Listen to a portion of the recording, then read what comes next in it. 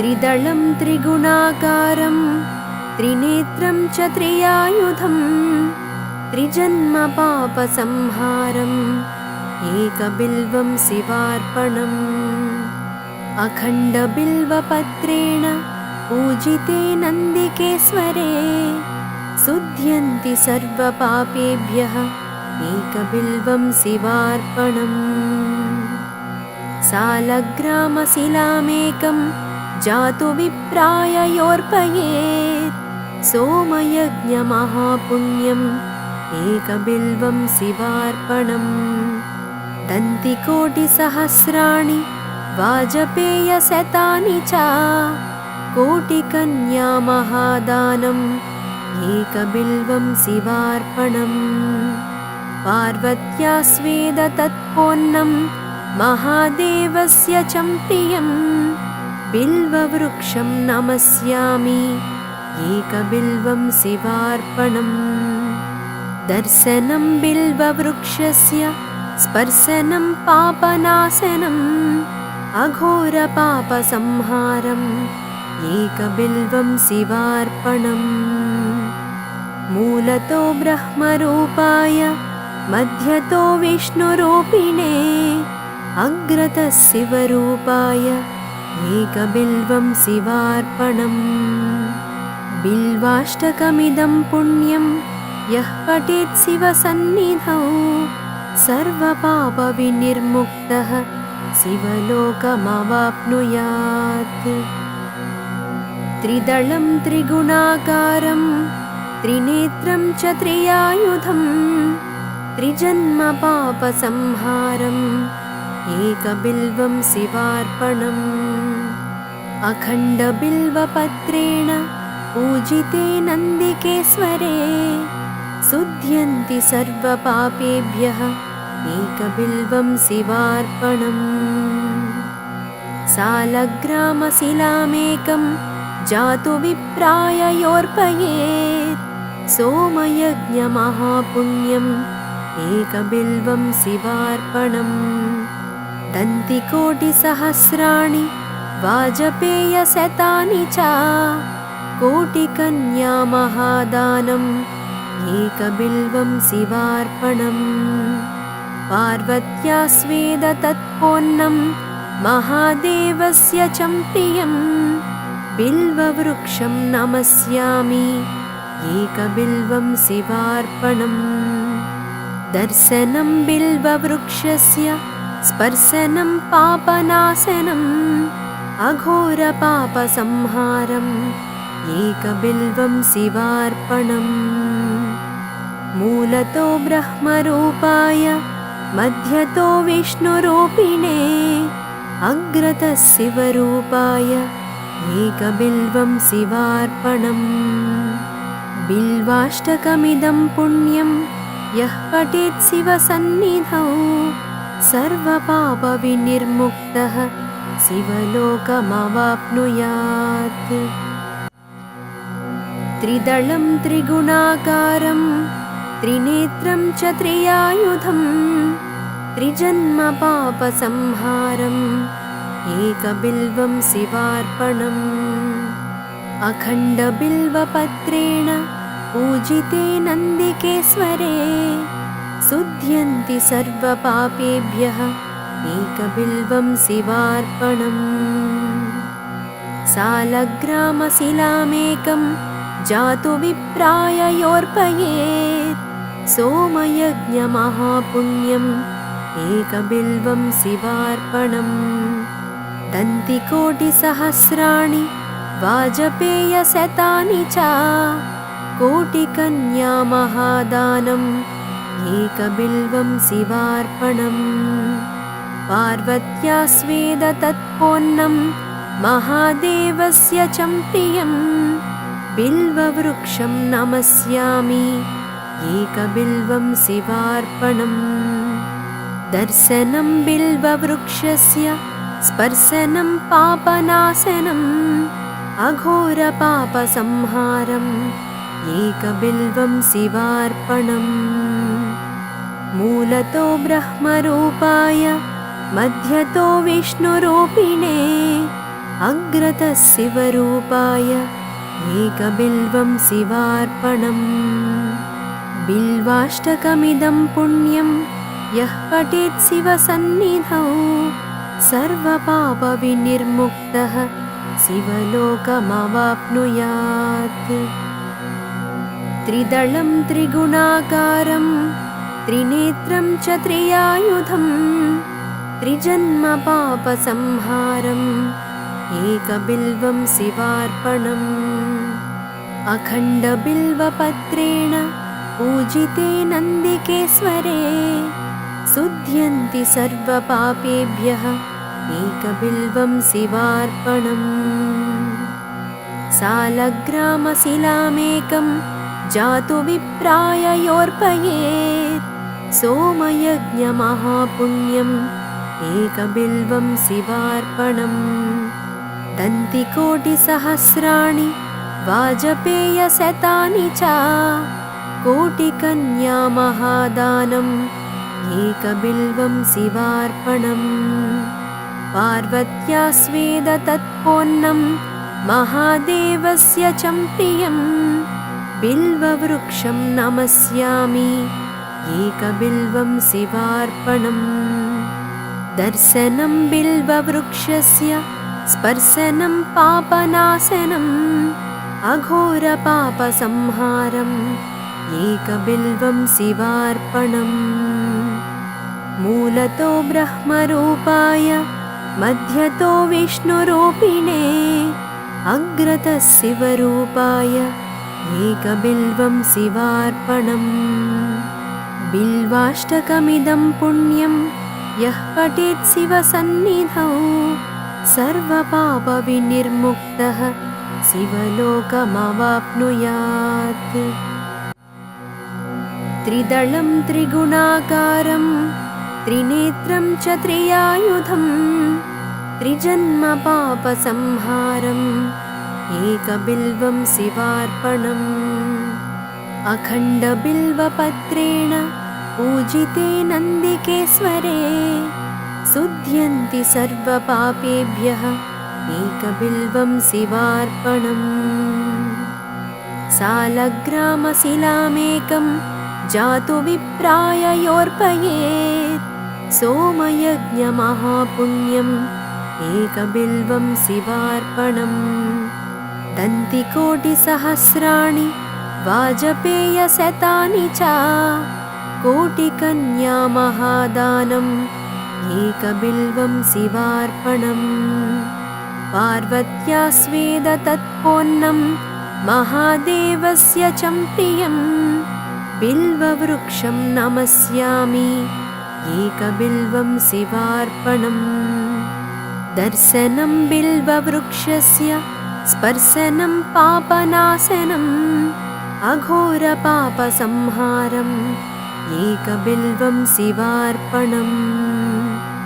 मूलतो ब्रह्मरूपाय मध्यतो विष्णुरूपिणे अग्रतः शिवरूपाय एकबिल्वं शिवार्पणम् बिल्वाष्टकमिदं पुण्यं यः पठेत् शिवसन्निधौ सर्वपापविनिर्मुक्तः शिवलोकमवाप्नुयात्। त्रिदलं त्रिगुणाकारं त्रिनेत्रं च त्रियायुधं त्रिजन्मपापसंहारम् एकबिल्वं शिवार्पणम्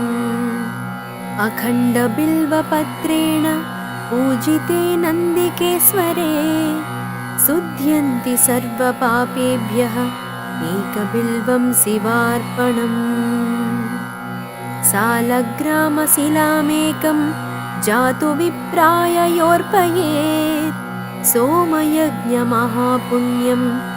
एकबिल्वं शिवार्पणम् दन्तिकोटिसहस्राणि वाजपेयशतानि च कोटिकन्यामहादानम् एकबिल्वं शिवार्पणम् पार्वत्या स्वेदतत्पोन्नं महादेवस्य च प्रियम् बिल्ववृक्षं नमस्यामि एकबिल्वं शिवार्पणम् दर्शनं बिल्ववृक्षस्य स्पर्शनं पापनाशनम् अघोरपापसंहारम् एकबिल्वं शिवार्पणम् मूलतो ब्रह्मरूपाय मध्यतो विष्णुरूपिणे अग्रतः शिवरूपाय एकबिल्वं शिवार्पणम्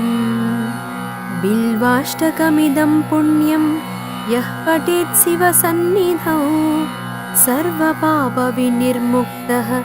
शिवलोकमवाप्नुयात् त्रिदलं त्रिगुणाकारं त्रिनेत्रं च त्रियायुधं त्रिजन्मपापसंहारम् एकबिल्वं शिवार्पणम् अखण्डबिल्वपत्रेण पूजिते नन्दिकेश्वरे शुध्यन्ति सर्वपापेभ्यः एकबिल्वं शिवार्पणम् सालग्रामशिलामेकं जातु विप्राय योर्पयेत् सोमयज्ञमहापुण्यम् एकबिल्वं शिवार्पणम् दन्तिकोटिसहस्राणि वाजपेयशतानि च कोटिकन्यामहादानम् एकबिल्वं शिवार्पणम् पार्वत्या स्वेदतत्पोन्नं महादेवस्य च प्रियं बिल्ववृक्षं नमस्यामि एकबिल्वं शिवार्पणम् दर्शनं बिल्ववृक्षस्य स्पर्शनं पापनाशनम् अघोरपापसंहारम् एकबिल्वं शिवार्पणम् मूलतो ब्रह्मरूपाय मध्यतो विष्णुरूपिणे अग्रतः शिवरूपाय एकबिल्वं शिवार्पणम् बिल्वाष्टकमिदं पुण्यं यः पठेत् शिवसन्निधौ सर्वपापविनिर्मुक्तः शिवलोकमवाप्नुयात् त्रिदलं त्रिगुणाकारं त्रिनेत्रं च त्रियायुधं त्रिजन्मपापसंहारम् एकबिल्वं शिवार्पणम् अखण्डबिल्वपत्रेण पूजिते नन्दिकेश्वरे शुध्यन्ति सर्वपापेभ्यः एकबिल्वं शिवार्पणम् सालग्रामशिलामेकं जातु विप्राय योर्पयेत् सोमयज्ञमहापुण्यम् एकबिल्वं शिवार्पणम् दन्तिकोटिसहस्राणि वाजपेयशतानि च कोटिकन्यामहादानम् एकबिल्वं शिवार्पणम् पार्वत्या स्वेदतत्पोन्नं महादेवस्य च प्रियं बिल्ववृक्षं नमस्यामि एकबिल्वं शिवार्पणम् दर्शनं बिल्ववृक्षस्य स्पर्शनं पापनाशनम् अघोरपापसंहारम् एकबिल्वं शिवार्पणम् मूलतो ब्रह्मरूपाय मध्यतो विष्णुरूपिणे अग्रतः शिवरूपाय एकबिल्वं शिवार्पणम् बिल्वाष्टकमिदं पुण्यं यः पठेत् शिवसन्निधौ सर्वपापविनिर्मुक्तः शिवलोकमवाप्नुयात् त्रिदलं त्रिगुणाकारं त्रिनेत्रं च त्रियायुधं त्रिजन्मपापसंहारम् एकबिल्वं शिवार्पणम् अखण्डबिल्वपत्रेण पूजिते नन्दिकेश्वरे शुध्यन्ति सर्वपापेभ्यः एकबिल्वं शिवार्पणम् सालग्रामशिलामेकं जातु विप्राय योर्पयेत् सोमयज्ञमहापुण्यम् एकबिल्वं शिवार्पणम् दन्तिकोटिसहस्राणि वाजपेयशतानि च कोटिकन्यामहादानम् एकबिल्वं शिवार्पणम् पार्वत्या स्वेद तत्पोन्नं महादेवस्य च प्रियं बिल्ववृक्षं नमस्यामि एकबिल्वं शिवार्पणम् दर्शनं बिल्ववृक्षस्य स्पर्शनं पापनाशनम् अघोरपापसंहारम् एकबिल्वं शिवार्पणम् मूलतो ब्रह्मरूपाय मध्यतो विष्णुरूपिणे अग्रतः शिवरूपाय एकबिल्वं शिवार्पणम् बिल्वाष्टकमिदं पुण्यं यः पठेत् शिवसन्निधौ सर्वपापविनिर्मुक्तः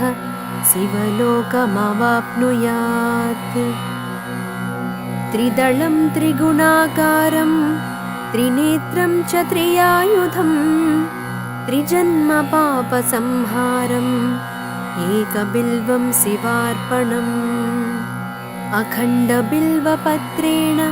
पूजिते नन्दिकेश्वरे शुध्यन्ति सर्वपापेभ्यः एकबिल्वं शिवार्पणम्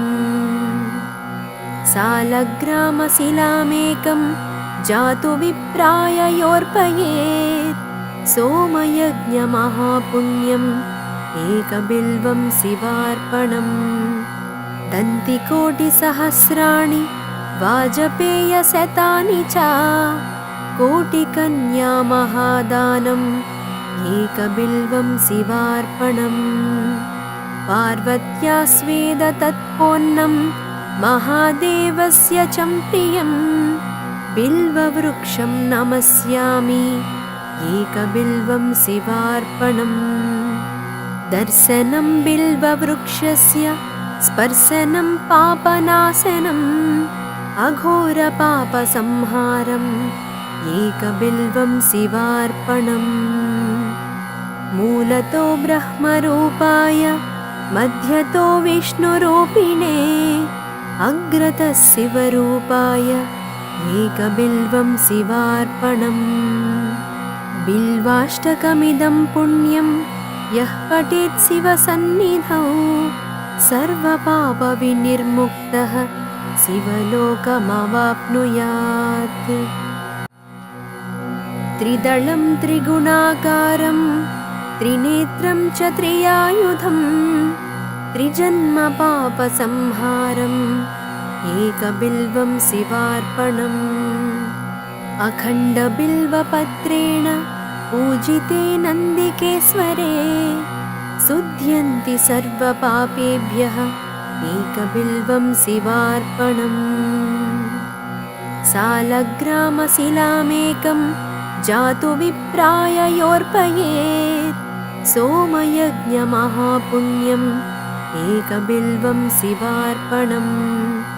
दन्तिकोटिसहस्राणि वाजपेयशतानि च कोटिकन्यामहादानम्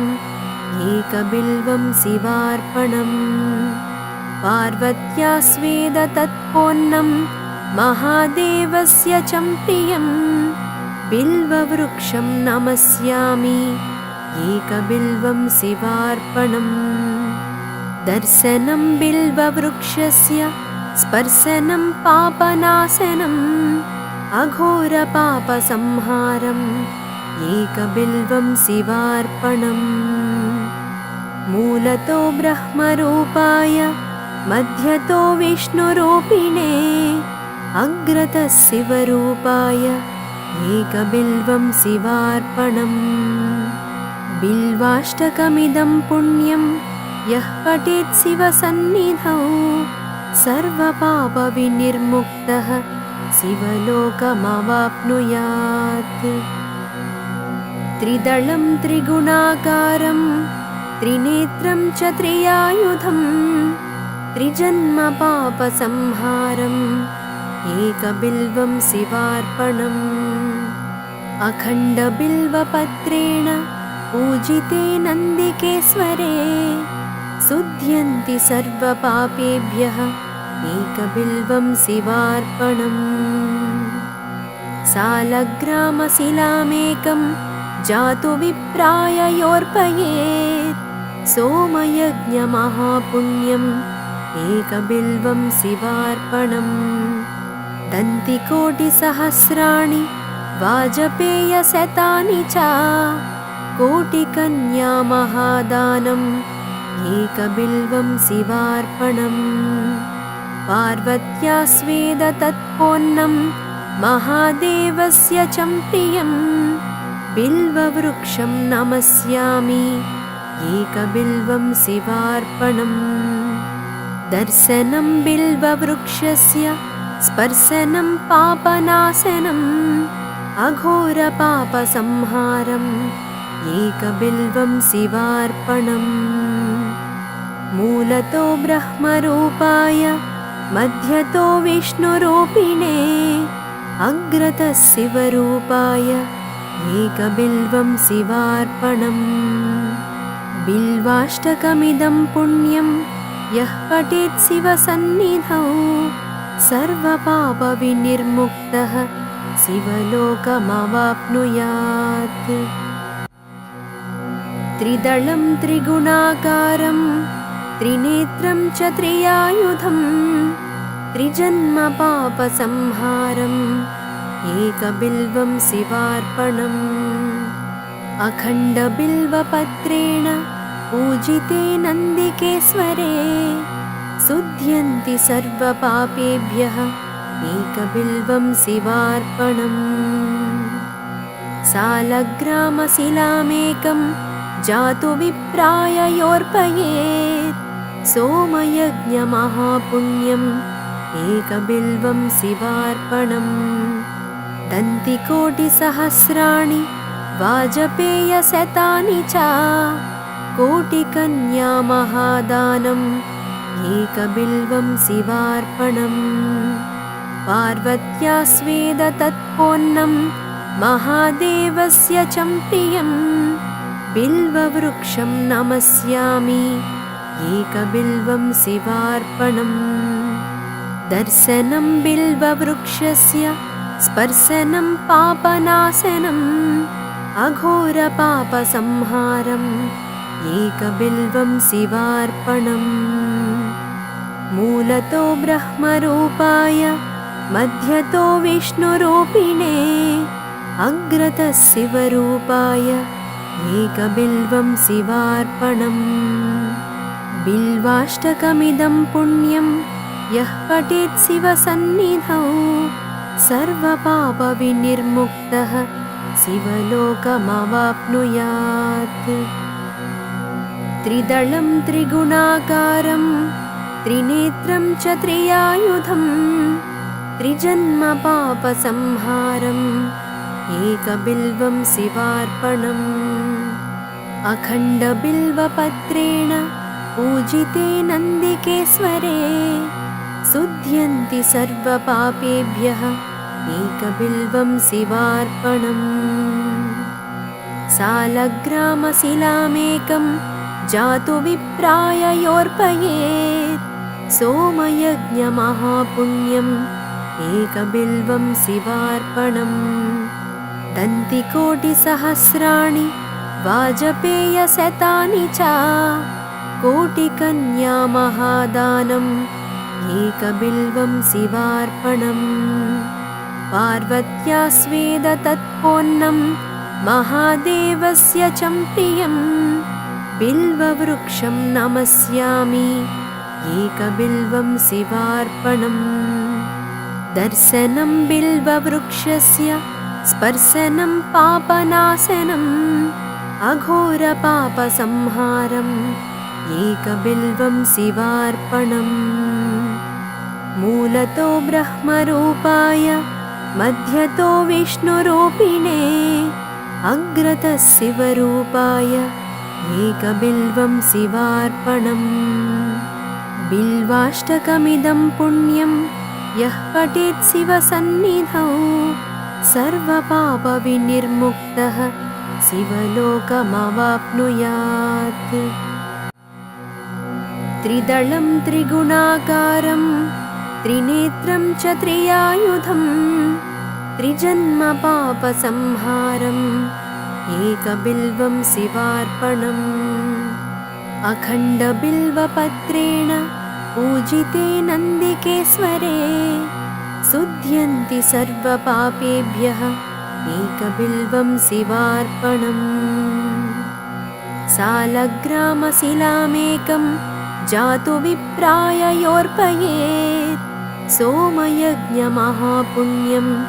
एकबिल्वं शिवार्पणम् दन्तिकोटिसहस्राणि वाजपेयशतानि च कोटिकन्यामहादानम् एकबिल्वं शिवार्पणम् पार्वत्या स्वेदतत्पोन्नं महादेवस्य च प्रियम् बिल्ववृक्षं नमस्यामि एकबिल्वं शिवार्पणम् दर्शनं बिल्ववृक्षस्य स्पर्शनं पापनाशनम् अघोरपापसंहारम् एकबिल्वं शिवार्पणम् मूलतो ब्रह्मरूपाय मध्यतो विष्णुरूपिणे अग्रतः शिवरूपाय एकबिल्वं शिवार्पणम् बिल्वाष्टकमिदं पुण्यं यः पठेत् शिवसन्निधौ सर्वपापविनिर्मुक्तः शिवलोकमवाप्नुयात् त्रिदलं त्रिगुणाकारं त्रिनेत्रं च त्रियायुधं त्रिजन्मपापसंहारम् एकबिल्वं शिवार्पणम् अखण्डबिल्वपत्रेण पूजिते नन्दिकेश्वरे शुध्यन्ति सर्वपापेभ्यः एकबिल्वं शिवार्पणम् सालग्रामशिलामेकं जातु विप्राय योऽर्पयेत् सोमयज्ञमहापुण्यम् एकबिल्वं शिवार्पणम् दन्तिकोटिसहस्राणि वाजपेयशतानि च कोटिकन्यामहादानम् एकबिल्वं शिवार्पणम् पार्वत्या स्वेदतत्पोन्नं महादेवस्य च प्रियम् बिल्ववृक्षं नमस्यामि एकबिल्वं शिवार्पणम् दर्शनं बिल्ववृक्षस्य स्पर्शनं पापनाशनम् अघोरपापसंहारम् एकबिल्वं शिवार्पणम् मूलतो ब्रह्मरूपाय मध्यतो विष्णुरूपिणे अग्रतः शिवरूपाय एकबिल्वं शिवार्पणम् बिल्वाष्टकमिदं पुण्यं यः पठेत् शिवसन्निधौ सर्वपापविनिर्मुक्तः शिवलोकमवाप्नुयात् त्रिदलं त्रिगुणाकारं त्रिनेत्रं च त्रियायुधं त्रिजन्मपापसंहारम् एकबिल्वं शिवार्पणम् अखण्डबिल्वपत्रेण पूजिते नन्दिकेश्वरे शुध्यन्ति सर्वपापेभ्यः एकबिल्वं शिवार्पणम् सालग्रामशिलामेकं जातु विप्राय योऽर्पयेत् सोमयज्ञमहापुण्यम् एकबिल्वं शिवार्पणम् दन्तिकोटिसहस्राणि वाजपेयशतानि च कोटिकन्यामहादानम् एकबिल्वं शिवार्पणम् पार्वत्या स्वेदतत्पोन्नं महादेवस्य च प्रियम् बिल्ववृक्षं नमस्यामि एकबिल्वं शिवार्पणम् दर्शनं बिल्ववृक्षस्य स्पर्शनं पापनाशनम् अघोरपापसंहारम् एकबिल्वं शिवार्पणम् मूलतो ब्रह्मरूपाय मध्यतो विष्णुरूपिणे अग्रतः शिवरूपाय एकबिल्वं शिवार्पणम् बिल्वाष्टकमिदं पुण्यं यः पठेत् शिवसन्निधौ सर्वपापविनिर्मुक्तः शिवलोकमवाप्नुयात्। त्रिदलं त्रिगुणाकारं त्रिनेत्रं च त्रियायुधं त्रिजन्मपापसंहारम् एकबिल्वं शिवार्पणम्। अखण्डबिल्वपत्रेण पूजिते नन्दिकेश्वरे शुध्यन्ति सर्वपापेभ्यः एकबिल्वं शिवार्पणम्।